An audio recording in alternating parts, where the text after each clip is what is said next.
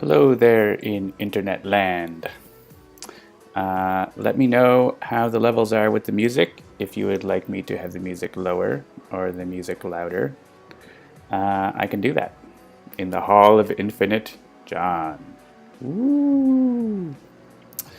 If you're wondering what the music is, it is Bebop Cortez, a band from Edmonton. Maybe I'll turn it down a little tiny bit in my ears. And if that's too loud for your too down for your ears, let me know and I can boost it up a bit. All right.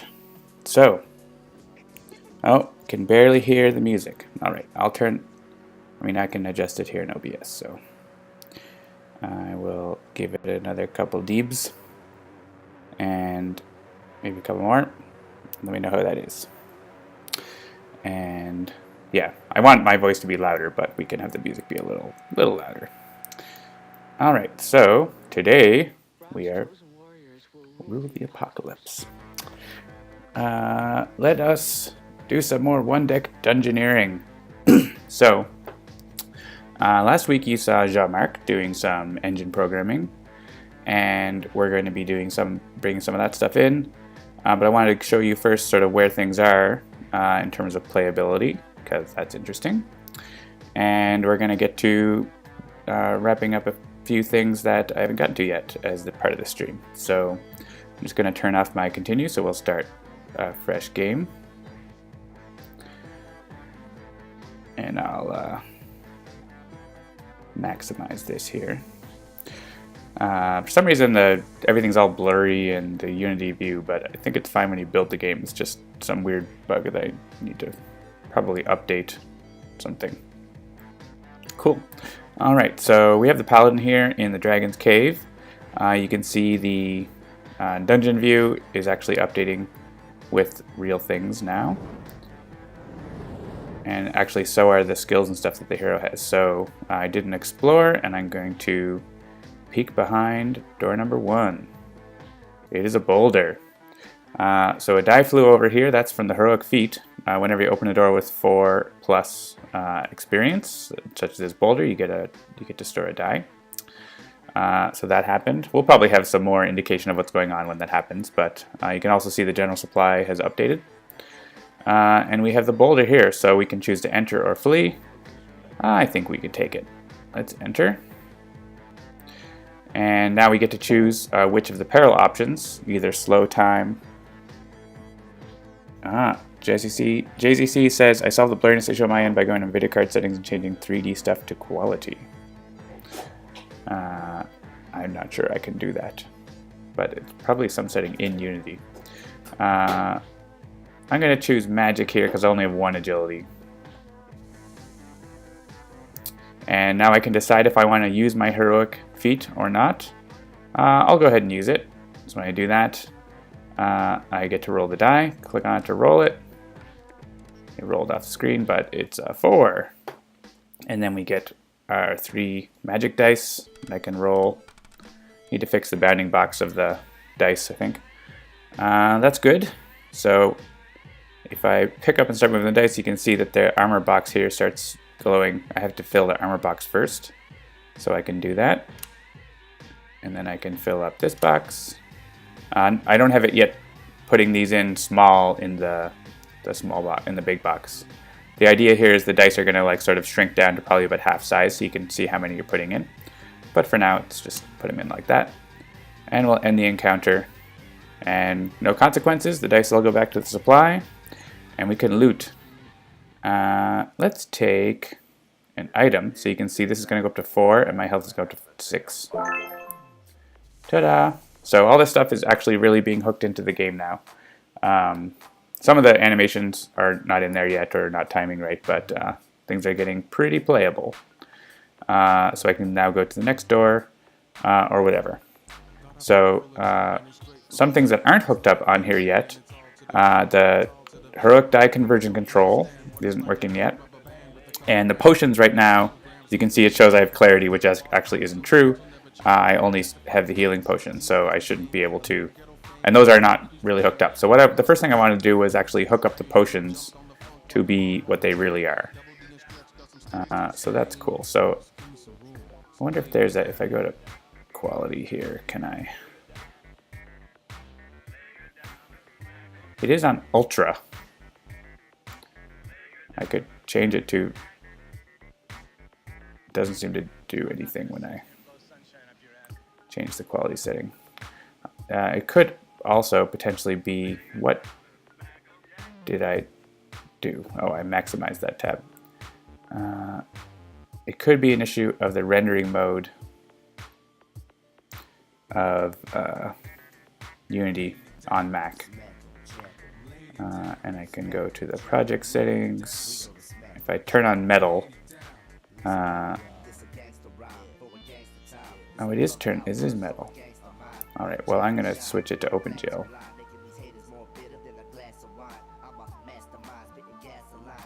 And we'll see if that does anything.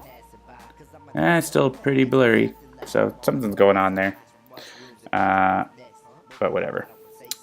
So I'm going to show you we don't really show the full cards in the view yet, but you're going to have access to them, but we've been working on them for reasons, which I'll get into in a second.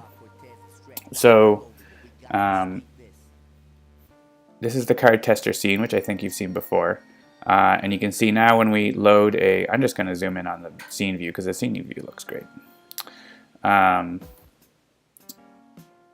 Things were a little too metal.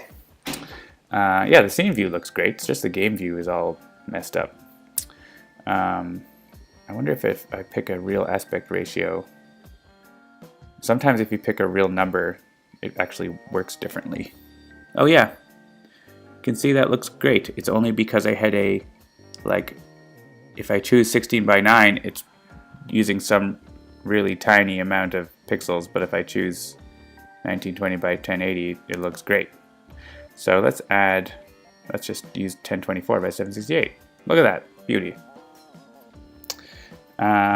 Cool, so now if I open this up, yeah, it's a little smaller, but let's add a new, we'll call this iPad wide. And yeah, it's a fixed resolution of 2048 by 1536. And yeah, that looks beautiful, which is the point of what it's going to look like. So you can see when we load a card here, we're loading everything on the card now. Our good old friend Skeleton Invisibility has all the boxes, it has the experience, the item, the potion, or whatever. So that's good. That's all loading. We also have hero cards we can load up, like the mage. You can see not everything is perfectly lined up or whatever, but it's getting there. It's all populated with their content. That's the main thing I'm concerned about. And we also have the dungeon cards, and even the other side. So these are important because basically when I was looking at the game view, and I'm going to just get back to that thing I mentioned. So if I go back to the game view, we actually, if we pull up let's just go into an encounter again here. Come on. So you can see the hero here on the screen. I'm pointing with my finger, which you can't see. Is, this is very similar to the card, but it's not actually the card, right? And up here we show part of the dungeon card, but just the part that we want to have visible. And same thing when we go to a room, we see the parts that we're interested in, and we also see the parts of the dungeon that we're interested in. So things are split up a little bit, but it's still, in some sense, a card. And so the same logic that is controlling, building the cards you just saw is also controlling these. If I go to these things in the hierarchy, this hero panel actually has a hero card view, even though it's not, what you might think of as a card. And the same thing for this section of the dungeon, this encounter part. Those are also card views, and so the same logic that configures those things works in both places. We actually do use one of those other card views right here, so you can see the full card just like you would in the tabletop when you're deciding whether to return to a room or whatnot. Cool, so that's sort of how things are set up now. And so in order to do that, we had to put together the ability to create skill views and potions and that sort of thing. So let's go back here and pull up our old skeleton friend. And so this is a roundabout way I was getting at explaining, what we're going to do with the potion views down there. Because we already have some code that can help with that. So skeleton invisibility. So you can see here we already have this. This is actually being dynamically populated. If we pull up what the encounter card prefab looks like, this one, it has this. This is just part of a graphic. That scroll. That's not actually anything. And we'll probably actually get rid of that out of the background so that we can more fine-tune place where things are. But the basic card, the prefab, doesn't have any information on here. It's like all these the boxes are created dynamically and the skills created dynamically. So that's what's happening there when we instantiate the card from our good old card view factory. So let's run this here again so you can see that this skill view, it gets named automatically by Unity skill view clone because it's a clone of a prefab, and it's this prefab down here as well, the skill view that gets configured with other things, like it gets set with the potion and the text and that sort of stuff. So what we want to do is, back in the game view, we have a section for your potions, and we want to, right now, that's all just set up in a fixed way, right? These are just here. But it might not, obviously, you don't start the game with clarity, and you might not even be using healing if it's on Forest of Shadows. You might be starting with the cure potion or whatever the other one is. So we want this section to dynamically update based on what you actually have available. We also want to show how many potions you have to use. That would be pretty useful, I think. So what I'm going to do here is set up a new thing that's going to let us configure or display the potions. So I'm going to need a new class, I think, that's going to be in charge of setting up its potion views. So let's make a new class here. I'm just going to call it Potion Panel.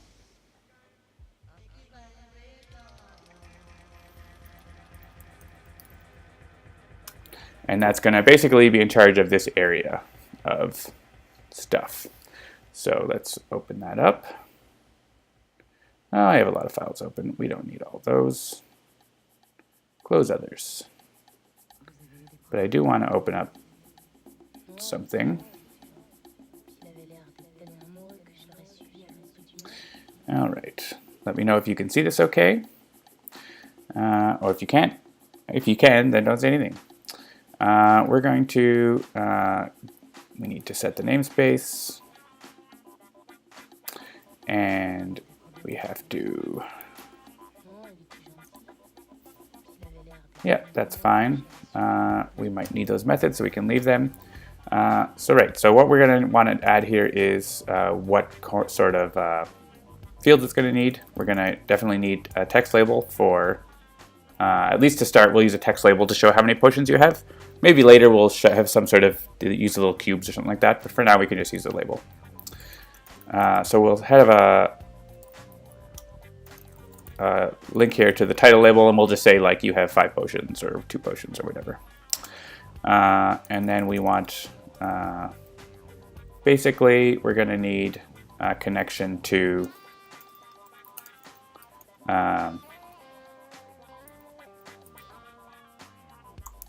where they're going to go. So if we look at a similar example, is going to be the hero card view has several skills that all get added on. So let's do something similar to that, and let's sort of follow that pattern.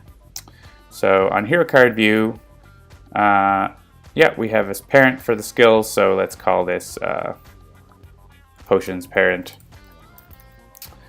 And we're gonna, there's a prefab that we use for it.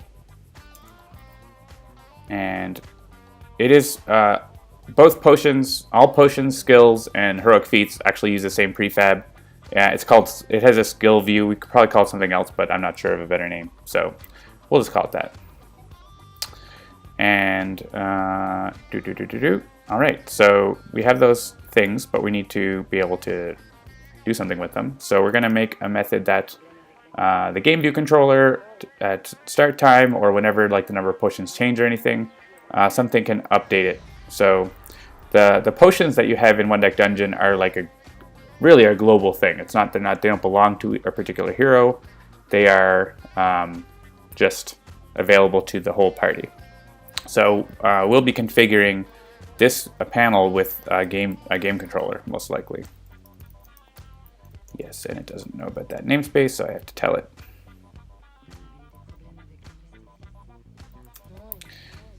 And that's a game controller.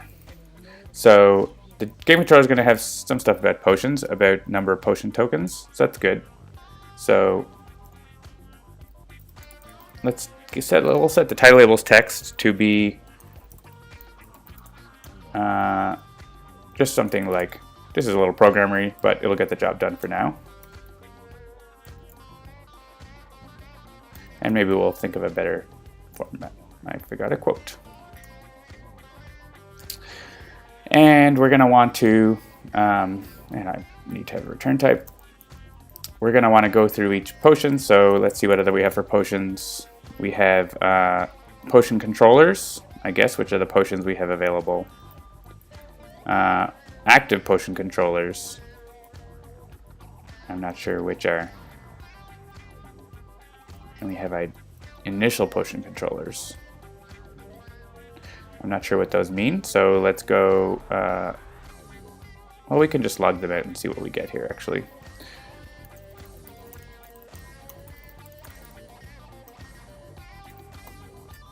Potion controllers.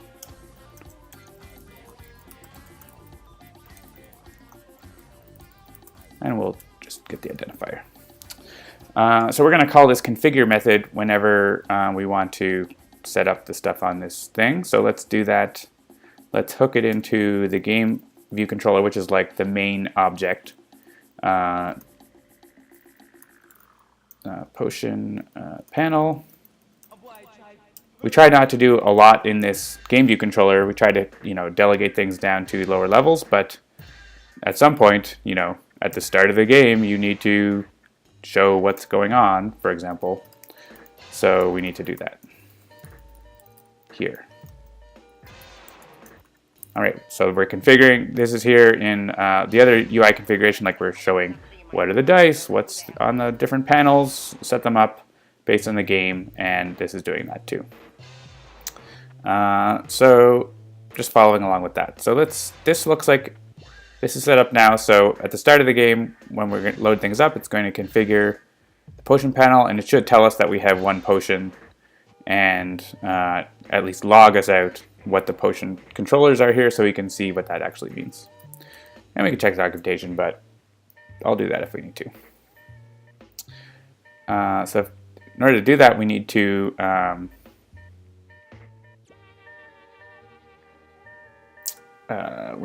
add that component to something. I'm going to add it to this potion heading. Well, I can add it to either one of these really. And the reason why I don't have actually a panel that encompasses these is because this utility panel is used as a vertical layout group. So the more things that are in the grid, the more it will grow from the bottom. So I don't want the heading to be part of that. So I'm just going to add it onto this. And I mean, the potion panel, it's not like it's an important thing that it matters which is which. We'll just name this a little better. And this potion grid is going to be the parent. And the skill view prefab is going to be the regular skill view prefab. Oh, I'm like, there's a slight weird echo, and that's because my iPad is playing the audio, I think. Yeah, chat only. That was weird. Sorry if you heard that, you probably didn't. All right, skill view prefab, and this would allow us, if we wanted the potion ones down here to look a little different for some reason, we could still do that. So here we're still going to see the potions be the wrong ones here because we're not doing any population or anything like that, but we should at least see the title label change. So let's hook it up. Potion panel right there. We'll save the scene. Wow, that looks cool. And then we'll press play. All right. So it is the truth that we have 1 potions. Excellent. And then we get an error because, oh, the potion identifier is null. Okay. Oh, well, 1 potion was healing, and the next one we looked at was null. So that's probably not the property we want to use. I'm not really sure what that property is. So let's style this label a little bit. I want it to be in small caps. Yeah, that would look cooler. I guess all caps. All caps. Let's go over to jean-marc stuff. And we'll look at game controller. And what are our potions things? Oh, all initial or identified potions in the game. That sounds like what I want. But what's that other one? Is that just all potions that could ever come up in the game? I guess that might be the case. All right, well, let's go here and identified potions. Wait, I thought there was a property I could. Oh, it's active potion controllers. Excuse me. All right, let's try that and see if we don't have a null coming in. Excuse me.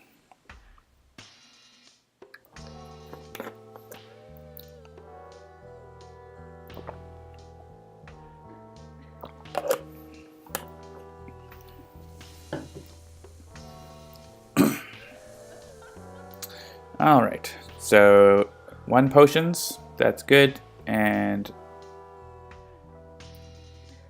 I have some logs that I probably don't need to have in right now, and then yeah, we just got the healing potion, and that was it. Cool, so that's what I want to do. Basically now I want to get rid of these and actually have it instantiate those potions properly. So first I want to add a method to clear out the potions we have already, because maybe we have some stuff in there and we need to reset it. So this is something I should probably make an extension method for, because Unity doesn't have a good way, unless someone else knows, for Unity to get rid of all the children of an object. It's like a little method you have to write every time. Because you can get the children, but you can't destroy them all. And that's what basically I want to just destroy all the children. And so I should make an extension method for this. So maybe I will. I actually can show you one of the things that we've done here. So I have this a view common folder here, which is has extensions and other components and stuff that we use in multiple projects. And yeah, so maybe I'll add an extension that you can see sort of how our third-party library thing works, or common library works. So let me show the place where we do that. So if I go to challenge box, challenge view has the code for this. Basically, this is the code that you can do to clear it all your children is. While it has any children, get the first child, set its parent to null, and destroy it. So I'm going to take this code and make it into something we can reuse. So I'm going to open our common, and also this will also show you how we reuse code in Unity, which is a little, it's not great, to be honest. I would really love to be able to make a DLL, but that's a little tricky to do. And also, you can't get pragmas or definitions type logic in that, and you kind of need that in a lot of cases with what we do. All right, Unity, what are you doing? All right, yes, reopen it in the new version. Exciting stuff. You can watch Infinite Johns. This is the end of the album, so we can pick some new music. Any preferences from the chat? I guess it's my stream. I can do what I want. I was thinking of Daft Punk. That's always good music to work. Oh, Birds of Canada is pretty great. Do love Birds of Canada. Bare Naked Ladies. No, I'm not going to work to Bare Naked Ladies. Sorry. I have, and classic Music Has the Right to Children is going to be coming up. Yeah, this is just the bees. There's a lot of music in there. Hooray for iTunes Match.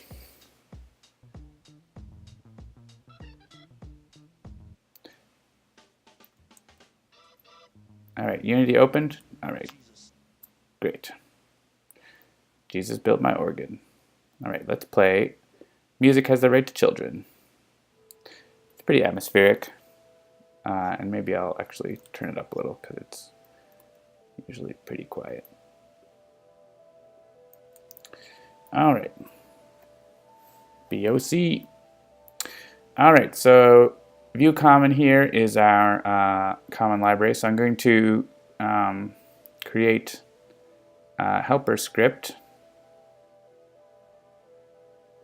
called transform extensions, because this is going to be an extension method on the transform object.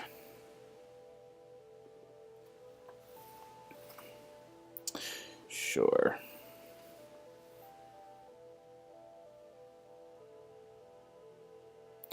All right, so let me get my code here, and I'll just do a similar thing. So we have a namespace of Handelabra. And this isn't going to be a mono behavior, it's just a static extensions class. So if you're not familiar with extensions in C#, they're really handy, a really handy way to add methods to existing classes in a dynamic way, similar to categories in Objective-C if you're familiar with that from iOS or Mac development. So I can add, so this one is implemented here, for example. So on, and how it's controlled is this first parameter is going to be identifying which class that it's adding it to. So this is adding a method to the camera class. So you can call, you can always call, if you have a camera X or C, say C, you can do c.rectTransform. You can call this method, and then you don't pass the first parameter, you just pass, you know, whatever the rect transform would be. And then you get back the rect. So it sort of allows you to add the methods, which is really handy. And so I'm going to add a method to transform. I'm going to call it destroy all children, because that sounds awesome. And we don't need to pass anything, and we don't need to return anything. We're just going to say, well, we still have children. We are going to get the child, first child, remove its parent. If we don't call set parent null, this will be an infinite loop. So, and I don't know why I'm getting red, but I believe I shouldn't be getting red. Oh, right. There is no this. I have to call methods that I would call on myself as the parameter. And then, right. So I can call, I have to destroy is like a static method on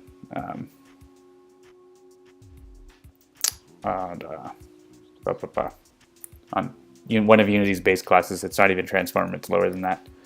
But I can call it on that. But it's this static class doesn't have that method. So, so this let me destroy all children without having to put this little loop everywhere. So I'm going to, and I mean, this is useful if you just want to instantly get rid of stuff. If you want to do a nice animation, you probably don't want to do this, but sometimes you just want to do it quick. So the build doesn't work because of some weird thing that happens sometimes, but if I go back to Unity and it builds, I will be happy. And I get an error. Oh, right, okay. Let's, I think, yeah, object.destroy, that should work, okay, as a static method. And looks like it's compiling.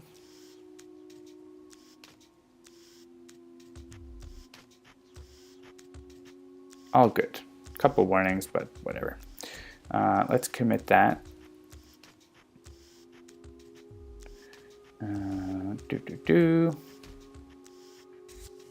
Yeah, he will mention that we are updating. Always good to note that. This, I think I should change to white space. I can discard that.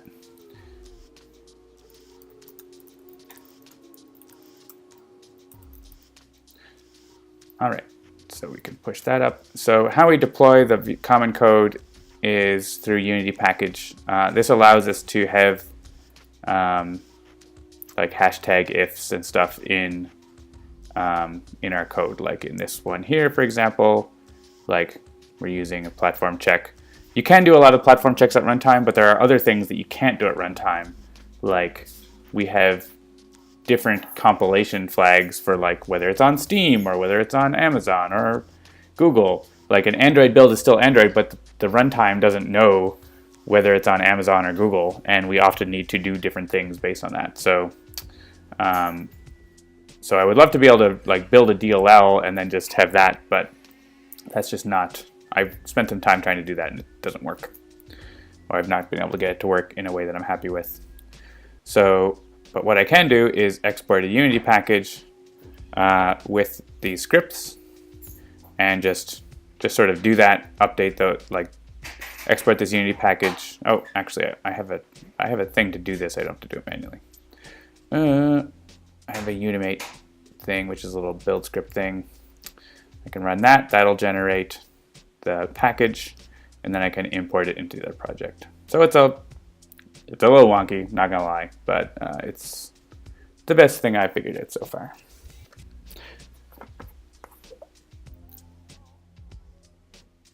I can drink my water in many, many versions of drinking water.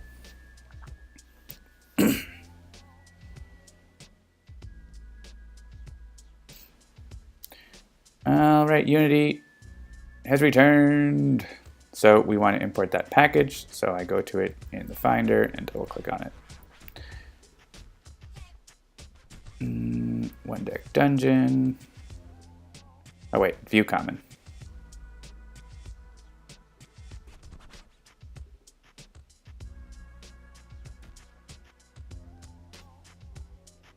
And that's just adding the one new file. That's great. All right, so that little diversion aside, now we can use that thing and I can replace that other place that has that little loop as well.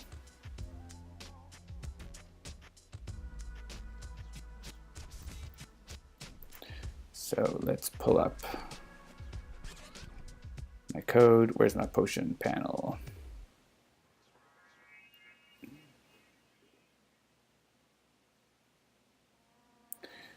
So now we can call the potion's parent, destroy all children. How exciting. And cool. So I'm going to say the first thing we're going to do in here is call clear. So what this means, when we start up the game, we should actually have those default views should go away. So here I'm going to replace this call, and I'm going to just search for this because I probably have this in a couple places. Yeah. I'm just going to call this just box parent destroy all children, and encounter card view as well.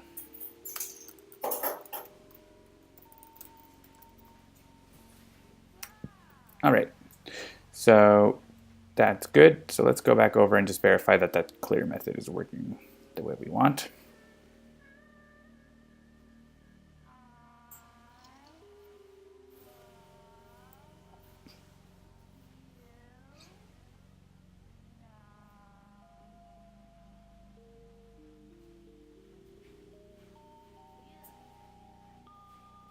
Hey, look, the potions went away, which is what we want, because we want to create our own. So that's great. So here we can just grab a little code out of this because that's exactly what we want. So for each potion, we want to instantiate a skill view prefab instance for it, and instantiate the first parameter is what's the prefab or object. It doesn't have to be a prefab, it can be an object in the scene. And then what's the parent, so we're going to do that. We'll make sure it's set active because often our prefabs when we're working on them are inactive. And we also want to configure it. Right now it's just going to come up blank, so we want to configure it. The problem is the skill view doesn't know how to be configured with a potion yet, so we're going to have to tell it how to do that. We're able to configure it with, actually, I guess I did do that because we have to do that for the encounter cards. So we can configure the view with the potion. And that will probably do it.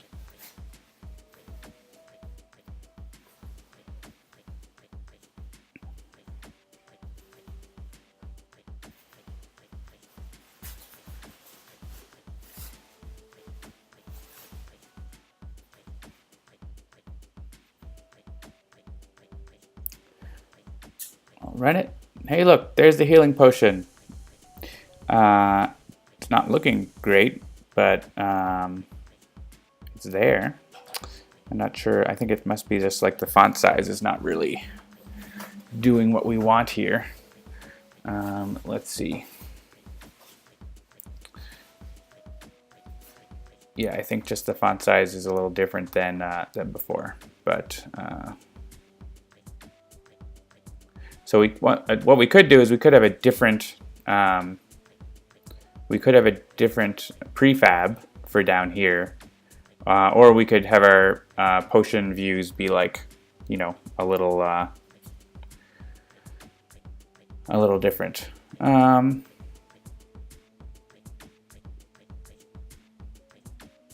Yeah, let's see. So what is happening there when I do that?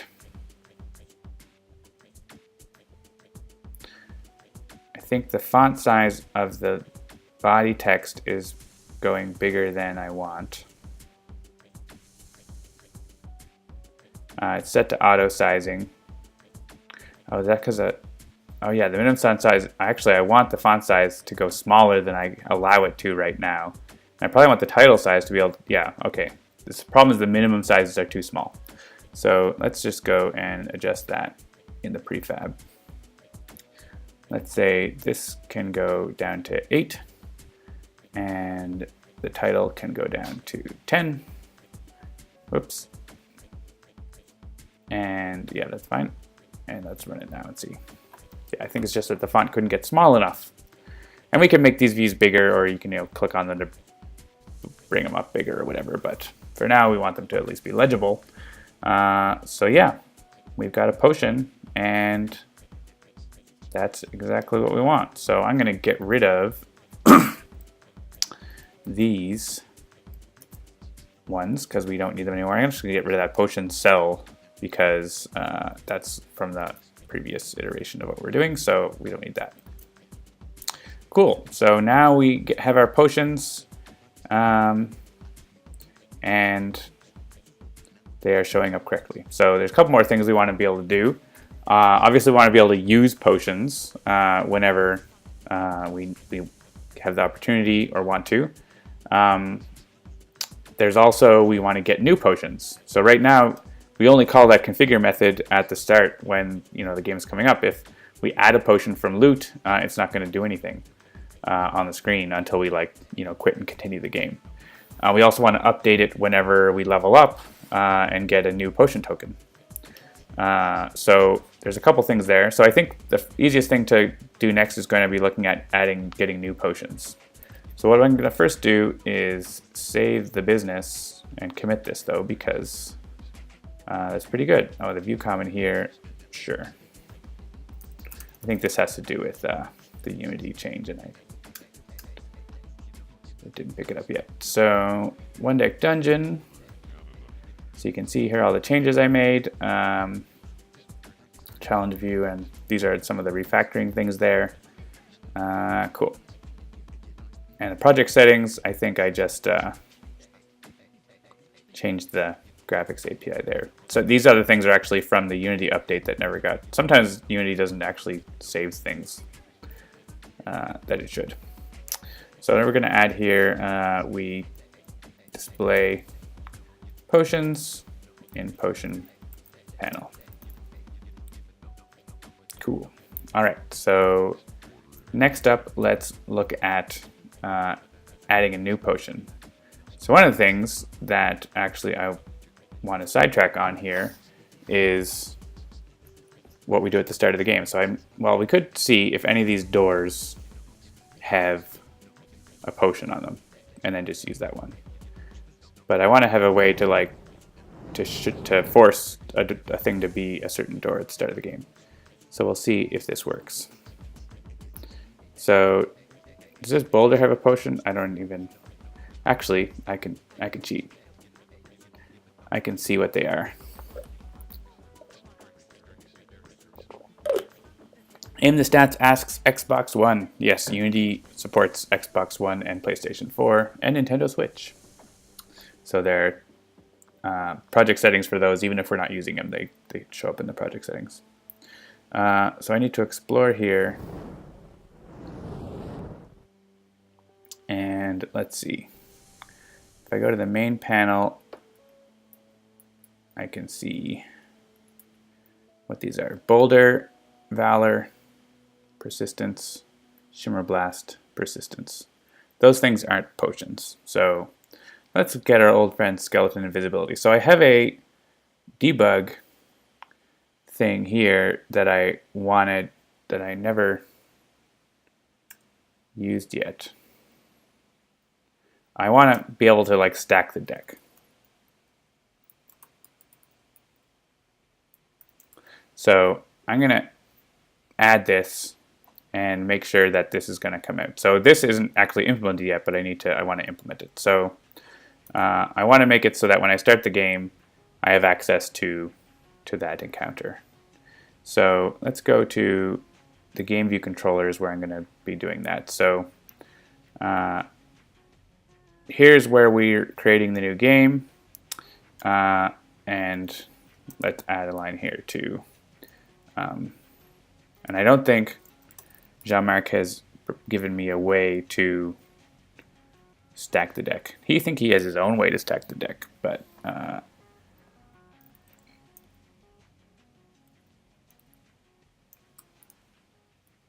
yeah, set top card.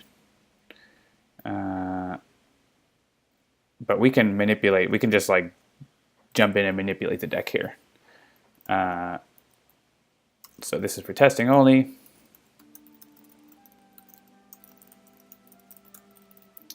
So what we basically want to do is set the third card to be that. So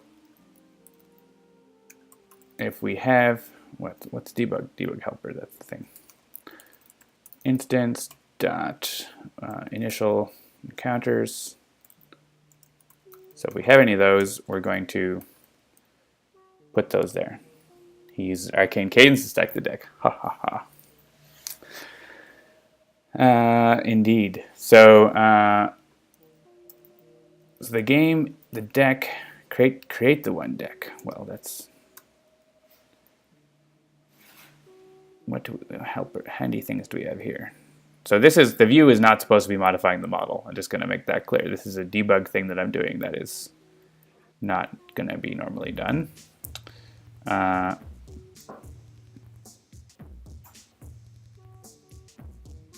Yeah, can I just get, oh yeah, I can't do that. But what I can do is make sure the top 2 cards are some other cards, and then the next 4 cards are, or the next n cards are the one I want. So we'll say the top 2 cards are and game.deck.cards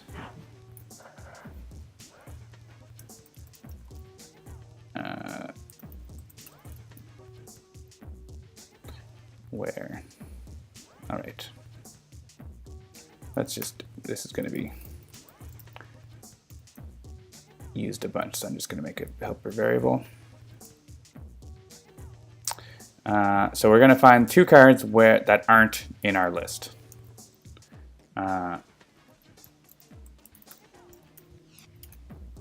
Those are 2 cards, and then we'll actually call 2 lists so that we have them in a separate list. So those are going to be the top 2 cards we're going to use, and then we're going to find initial cards, and we're going to actually use the select method of link to go initial.select for each identifier. Choose game.deck.cards.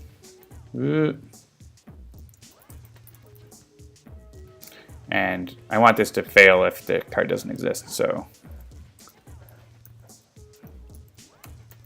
what this means is for each of the identifiers, find the card, find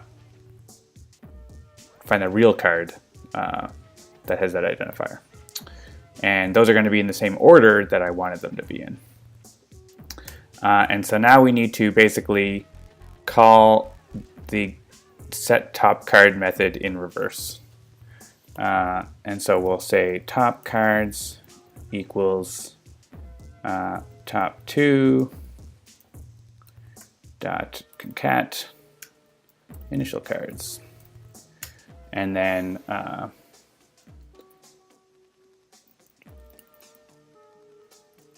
top cards dot reverse, and game dot deck dot set top card C. This could be a helper method, but I'm only using it here. So this, if all goes well, should have skeleton invisibility be the first door. Let's try it.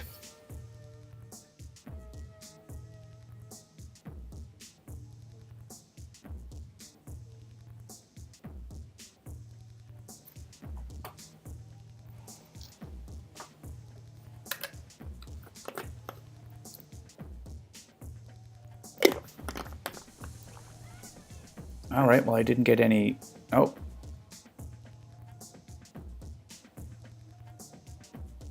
It didn't like what I did.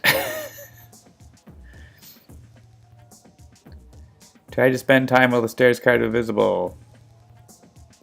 All right, I did something that it didn't like. It wants to go down the stairs.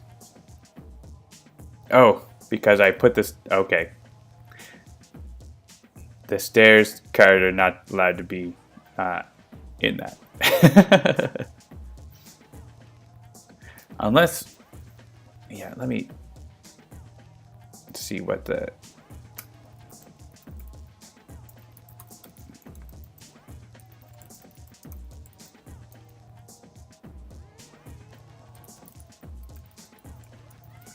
Let's find out what how many cards are in that.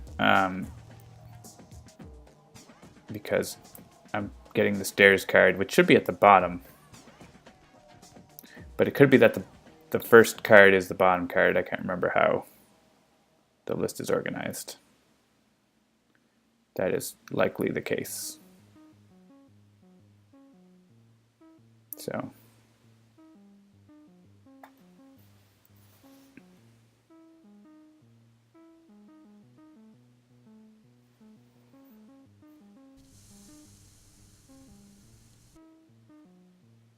stairs card. Oh, it's got all the cards. There's lots of cards there. Okay. Yeah, but the stairs card is first, which is why. Oh, and also this top 2 is taking all the cards, not just the top 2. I forgot. Take 2. That's important. And we'll say also, and that it's not the stairs. And that should be better. Yeah. Turns out if you put the stairs on top, it causes problems.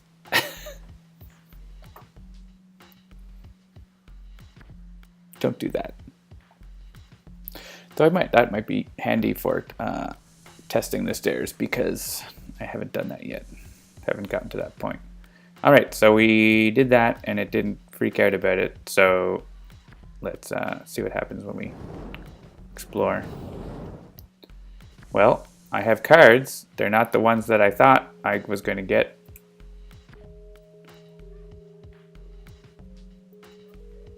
But I think mana, is that a potion?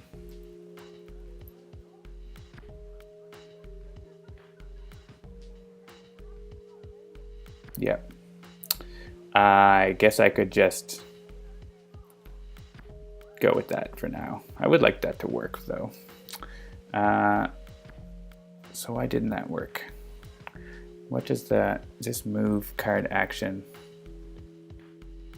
Oh, because because of the Dragon's Cave. Dragon's Cave makes me spend 5 time.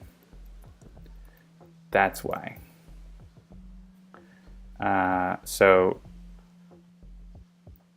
Right, all right. This is a really hacky thing. Number on top equals 2.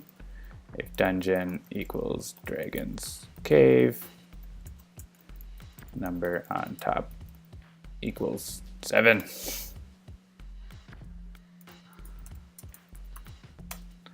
This is a debug method. It doesn't have to be pretty.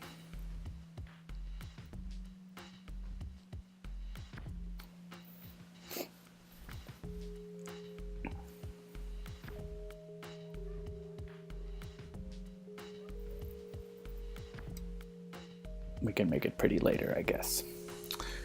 All right. Dragon's Cave discards all my cards. And then the first one is Skeleton Invisibility. That is what I wanted. Excellent. All right, so if I click on it, there's the skeleton, and I can enter. I'm just going to get to the loot phase here, where I can get the potion.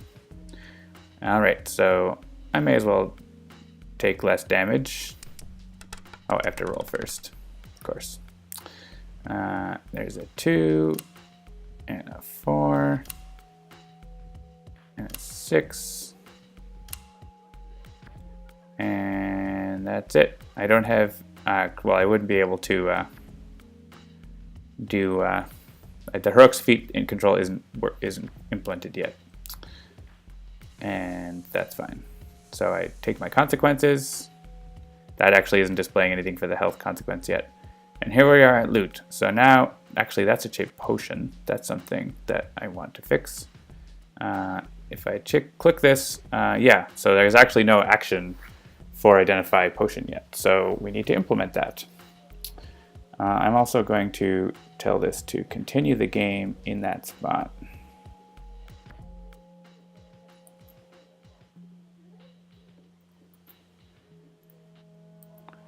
Cool. All right. So now if I load it up, we'll be in the loot thing, and it says skill. We can fix that first. So the loot panel, that's part of it, so is its own class that has to do with presenting the options. But as you might guess, since this has the item, the XP, and the skill or potion, it's actually uses the same logic as the card view. So all it does when it configures is it has a card view and it configures that. But turns out we also have a label that is not going to be normally part of a card view that we're going to want to update here. So let's use Text Mesh Pro. And we're going to call it skill or potion label. And then if activation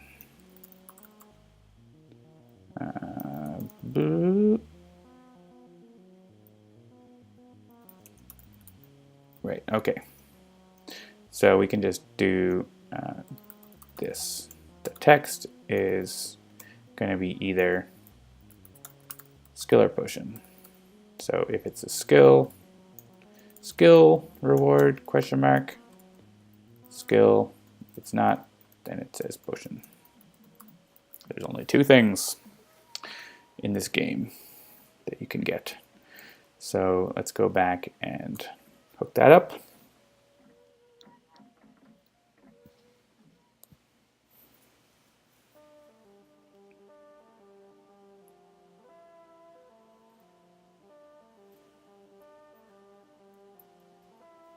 There's the label, and I want that to be all caps.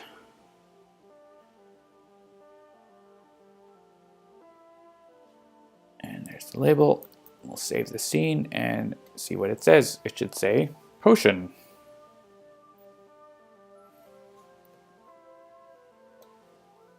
Look, it says potion. Amazing. And the potion is being shown there correctly, so that's great. So we need to implement the action that happens when you identify a potion. Because we have the skill part working, the experience working, the item working, but I hadn't been working on potion, so I didn't do the potion part. So when we click it, what we're doing is we're telling the activation we want the potion, which that part's working, but then an action comes in that says we've identified this potion.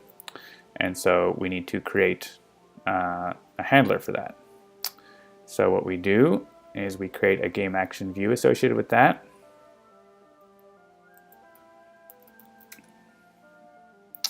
And we set it up.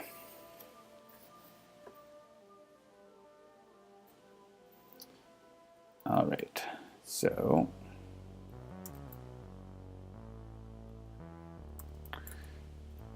it's in its namespace. Also is going to most likely need this using line. All right, and it's not probably going to need these. And this is a game action view. We're also going to need to use this class to pick it up. So, whoops. If it's an identify potion action, we're going to return the identify potion action view. All right, so what's this identify potion action going to do? It's useful to look at what similar things do. So the learning a skill action is very similar. So that's also on the loot panel. When that happens, we move that skill over towards the hero, and it updates the hero view to show that. So we're definitely going to need a connection to the loot panel, sorry, for that. And we're going to need a connection to the potions panel. All right, and we'll use the same. I'm just going to copy this to get the structure of the method here, because we're going to want to use an animation, so we need to use a coroutine. All right, so move the potion over to the panel, and we'll call it identify. And this method is going to take an identify potion action now. It's also going to play the sound effect. Maybe it'll play like a bubbling cauldron sound effect, whatever. And yeah, basically we're going to be move the potion to where the new one's going to be, and then make the new one visible. So this is the animation sleight of hand. Basically, like we add the new potion but make it hidden, and then move it to where the new one is, and then swap them and magic. So here we need to, right, so yeah, we need to use link. The happy fizz of a Mexican Coke being opened on a hot summer day. Sounds great. You have learned the tamarind potion. Tamarind harito potion. All right, so we need to, here in the previous code it was adding a skill view on the hero view, but here we're gonna do that on the potions panel. And we can actually add a method here that the outsiders can call.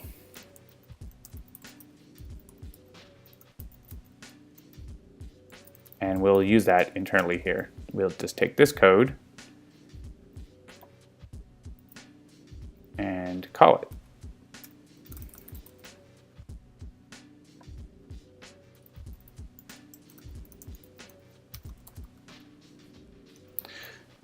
Cool. So now we probably don't need this log anymore.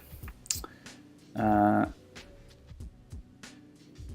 don't want that code open because I'll end up modifying it incorrectly. So the potion panel, we're going to add potion view, and it's going to be, I'm sure there's a potion being identified. There we go. So yeah, so we're going to do the same thing. We're going to use tweening. We're going to move the skill view we create, the skill view that we have on the loop panel. We're going to move it over to where it's going to go, and then we're going to basically swap them. So this code is already written and should work great. What could possibly go wrong? Let's see.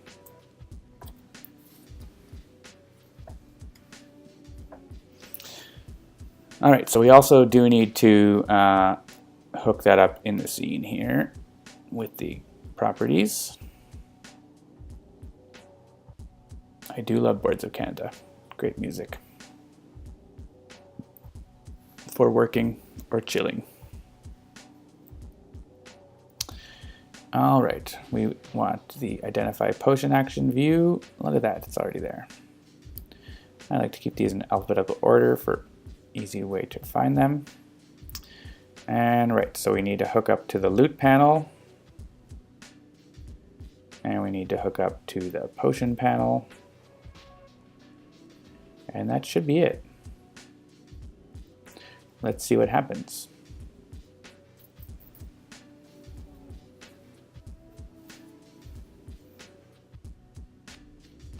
All right, so there's our potion. Click on it. It goes over there. That happened really fast. So let's slow it down. Let's slow things down a bit. I'm just going to make it take 5 seconds, and then you should see it happen temporarily here.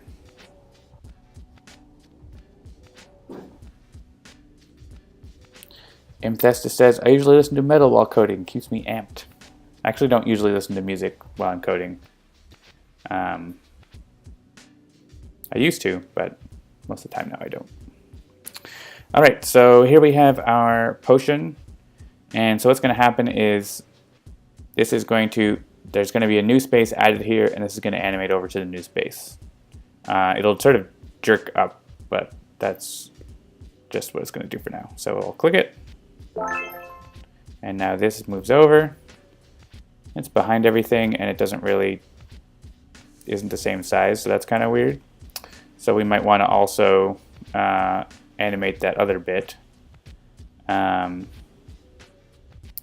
want it to be in front.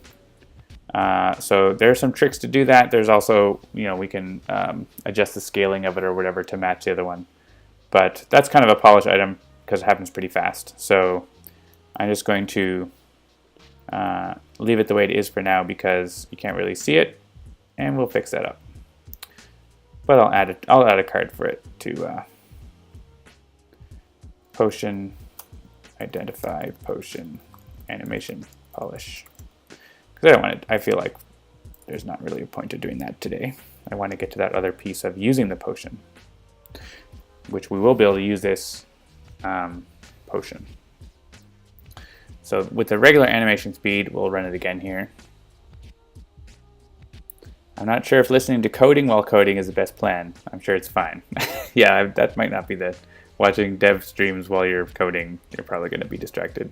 Alright, so the potion pops over there. That looks decent enough for today. You'll notice one thing when you identify a potion, you actually get a new potion token.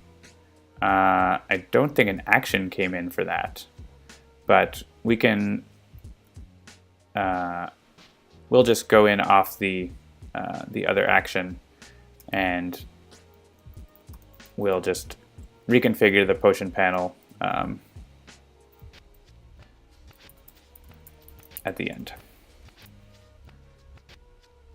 This is actually going to clear and recreate the potion views. I'll probably also make it so that doesn't happen, or call a separate method just to update the label maybe or something.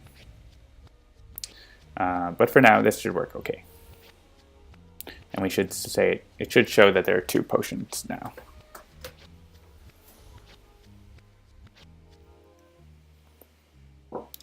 So we get the potion. Oh, we still only have 1 potion. Well, maybe that's a bug. What if I continue the game here? So let me take out this. Let's continue the game from this point.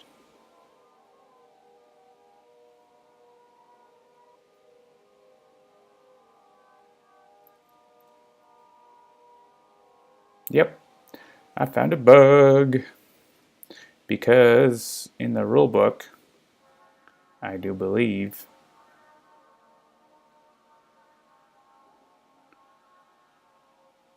it says claim loot. When you identify a potion, add a potion token to the turn reference. So let's report a bug.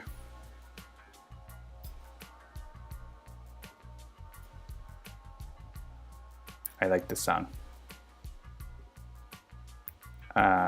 Especially when some people I know get really mad because they're just like, why do they just keep saying orange? And the numbers are just completely random, and that really turns some people around. I want Safari here. Oh, unless... Nope, that's just implementing the effects of the potions. When you identify a potion, you should get a potion token too. Bug. All right. Well, in theory, our code should update the label now. It's just not being done in the engine. So I'm going to commit this because we did some good stuff. Yeah, that's right. I'm not sure if it's orange or voyage. Does anyone know for sure?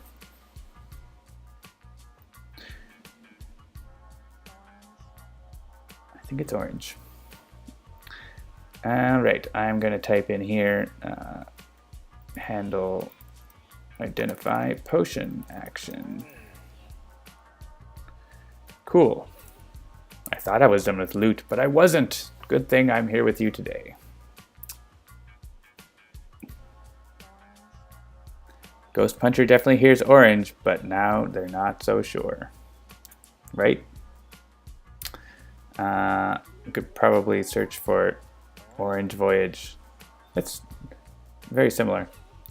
It is, and the song's called Aquarius, right? So Voyage is associated, but with that name. I think it's still orange. Anyways, where are we? We're going to try to use our invisibility potion. So the invisibility potion, which we can read here in a moment.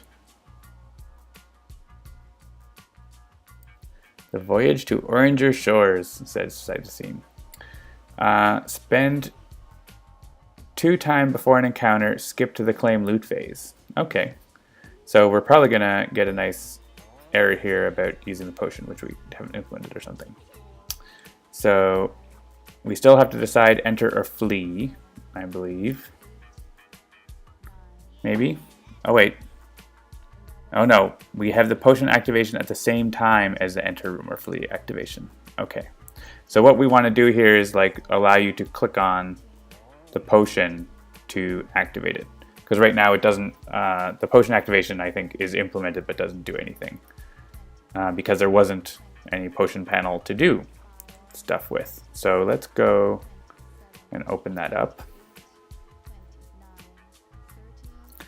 Potion panel, no, I already have potion panel. I want the potion activation. Yeah, so I implemented this just to get through stuff, but I didn't do anything on it. So we want to connect to the potion panel, and it's a sample from Sesame Street. And it is orange. So we're overriding the activate method. So if you recall on the activation views, we get an activation from the engine, and basically what an activation is the engine saying, hey, there's this thing you can do, and on the view side we have those, and we then do stuff with them and give information back. So here we want to say when we're getting up on the potion activation, when it comes in here we already know that it's a potion activation, so we can cast it here without worry. And there's probably a potion controller. Yeah, so basically this activation is going to be like, there's a potion that the user can click on if they want. And so what we want to do is highlight the potion view and let the user click on it. Cool. All right, so what we need to do is we need to find it. So the potion panel, we need to here have a method that we can get the view. Find potion view given a potion controller. And so one thing you notice here is we don't actually have a reference to the potion views, so we're going to want to have that. So that's the case in other places, like the hero card view. We'll just borrow some code here, which is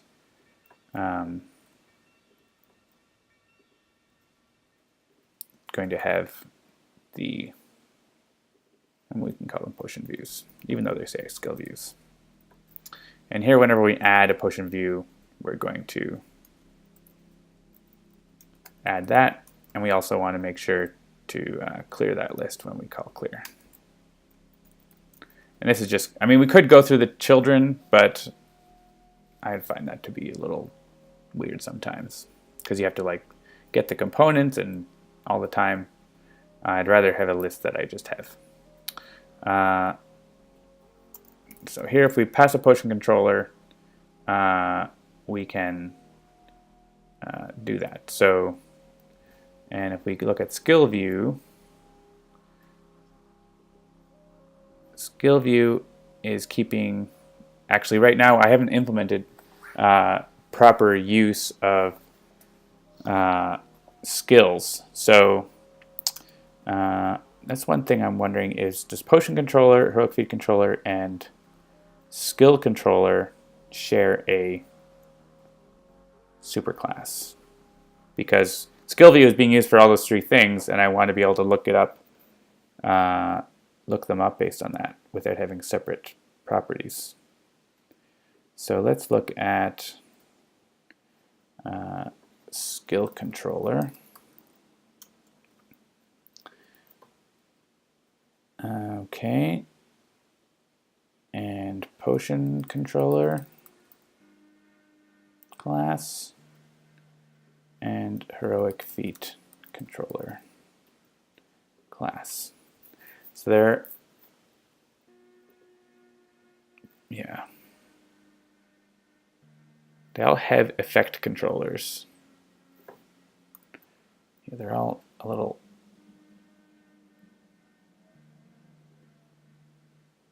I wonder if this, like this should have that interface on it. But this, they're all just a little different from each other. They do have this, they're all base controllers, but I don't know if that's as useful. And they have this limit encounter types interface that just gives us a title and encounter types. It's not as useful. The engines are, like, the view doesn't really need to worry about that. The engine handles deciding whether you can use something or not.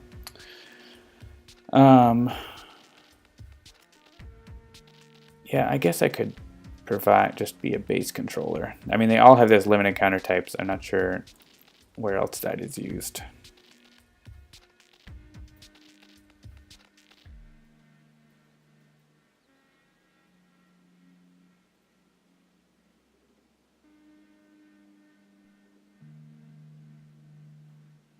And that doesn't seem to be like a really good thing. Well, let's just start with adding a property for, and we need to not serialize this because we need to make sure that the game doesn't actually get serialized into the scene or prefab. We'll call it a base controller, and we'll just call it the skill. Then we'll expose that with a public property, but we definitely don't want it to be serialized, so we need to do it this way.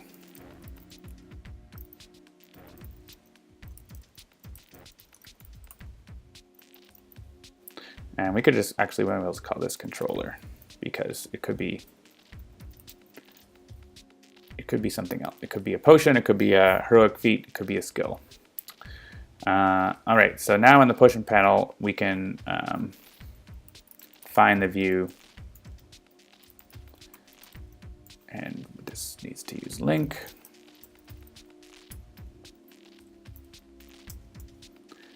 Find the potion views where v.controller equals potion, and we'll just return that. Cool, so then here in the activation view,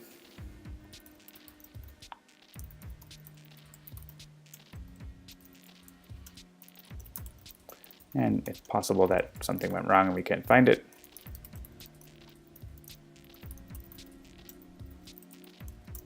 And first off, we'll just log and see if we found it. And then we'll make a method to highlight it and stuff and make it clickable. But let's start with this and see if we get to that point before we go further. And I got an error. Oh, right. This has to be the potion controller that I pass.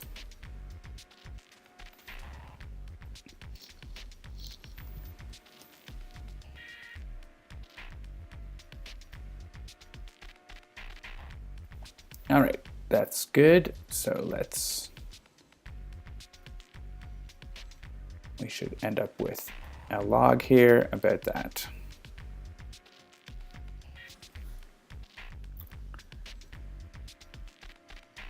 Yeah, actually, these box configures are too many debugs. Just gonna replay this.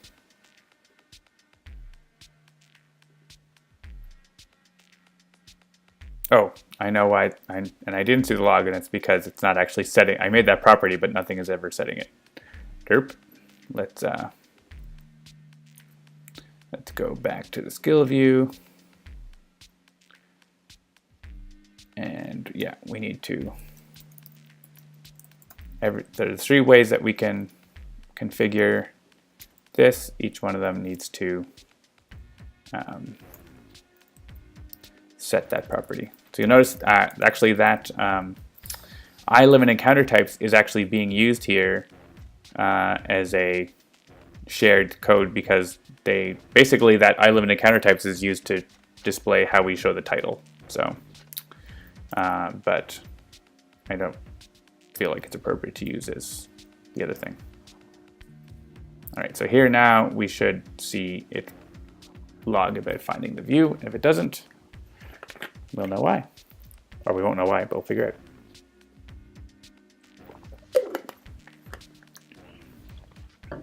All right, let's see. Oh, it didn't activate the potion. That might be a bug. I'll load an earlier file.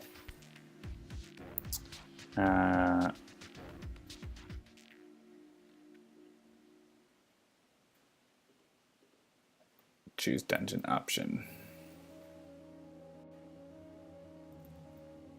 This is something we, especially early on, we often have to figure out. There are some bugs with continuing games and that sort of thing. Right, so if I open the door, oh, there we go. So there's null reference because I didn't set the potion panel property on the activation view.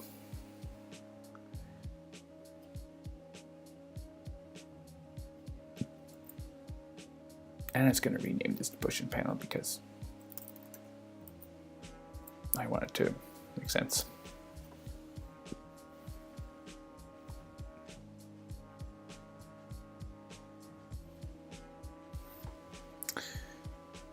All right. So we got, right, we're loading earlier because of the bug. Okay. Found the potion view. There it is. So, and the one that it found was healing. What is the potion that it's not logging that, and the activation isn't telling me. Well, one thing I'm going to do here is name the view after the identifier.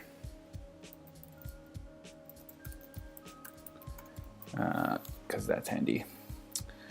So, and we'll just put this.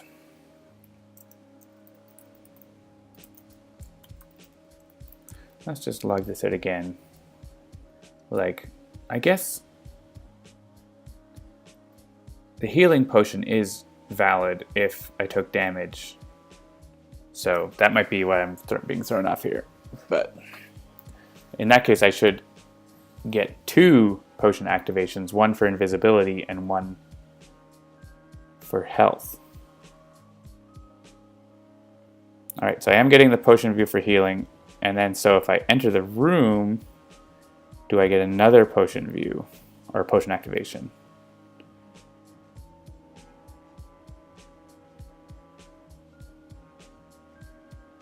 Oh yeah, so then I also get the potion activation for invisibility.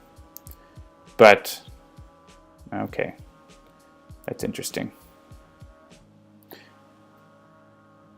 I'm not sure exactly when that should happen, but that's fine. We can do the healing one anyways.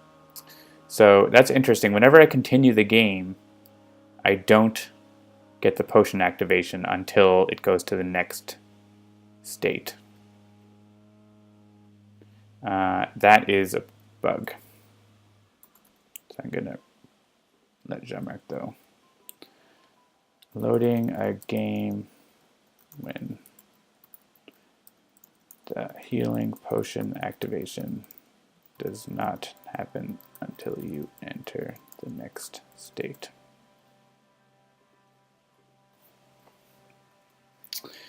And that's not a huge deal, right, for testing here, but something to deal with. So we are finding the potion view, and so basically what I'm just going to do now before we wrap up the stream here is just have it highlight the button, let us click on it, and see the effect, or at least see that an effect is going to happen, because we're coming up to the hour-and-a-half mark, so I'm going to wrap it up. So the skill view has some stuff to click on it for heroic feats, but I want to also have it handle potion activations. So how we handle, let's go to the heroic feat activation here. So you saw when I entered the room previously with the die on there, it was highlighting and you could click on it. This is going to use the same thing.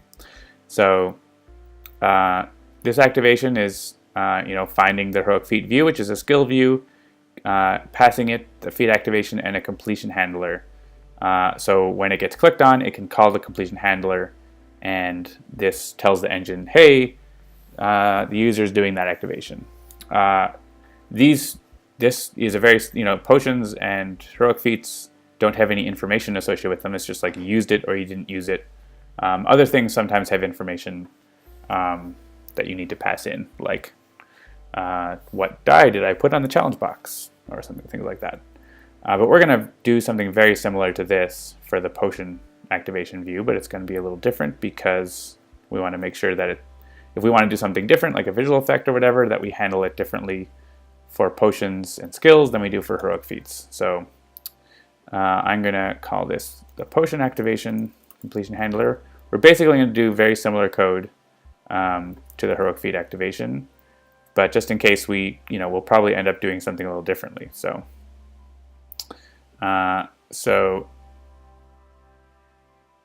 yeah. What I might do actually is, they are all the same. We could hold on to the activation and then do other things. Maybe I'm just going to do this because these are very simple and they don't ever have any parameters. I'm just gonna change it to a simple activation completion handler and let them all call the same thing, because skills can put dice and stuff on them, but I can go back and undo this if necessary. But this will let me do this code really quickly because I can just call the same method that we do in the heroic feat one. So here we can say configure with activation, pass the activation, and the completion handler,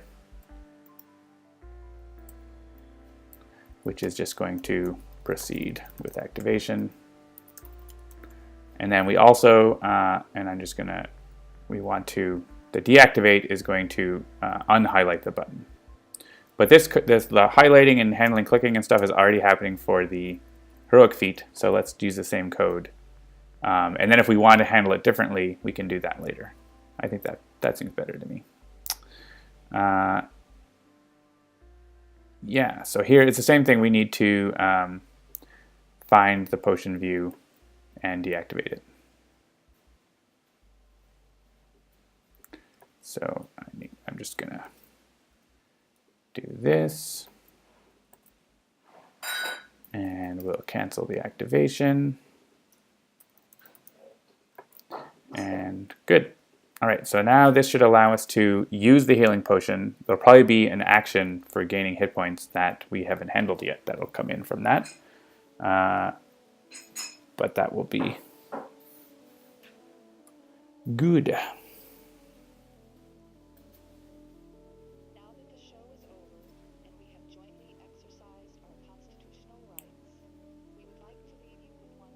Now we have one very important thought from Boards of Canada.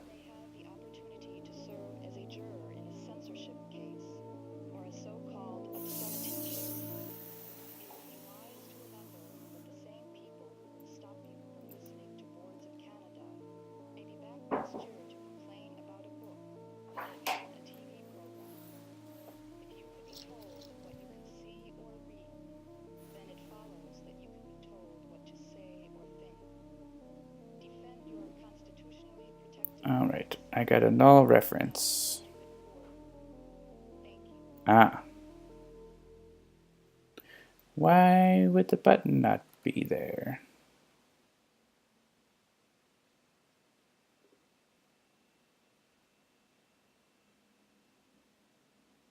None? Isn't that part of the prefab?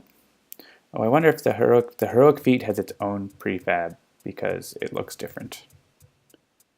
The skill view doesn't have a button on it yet, does it? Yeah, that's what's going on. Okay. So I'm going to add a button. Actually, I'm going to add this multi-image button I have, which lets me tint all the graphics in it, not just one. And that is going to call clicked. And then the button is on itself. I usually like to have properties that hook things up explicitly as opposed to calling get component, because you never know where you might want to have something. You see, heroic feat view is sort of the blue version, but it has a slightly different layout. It's different enough that it makes sense to have its own prefab, I think.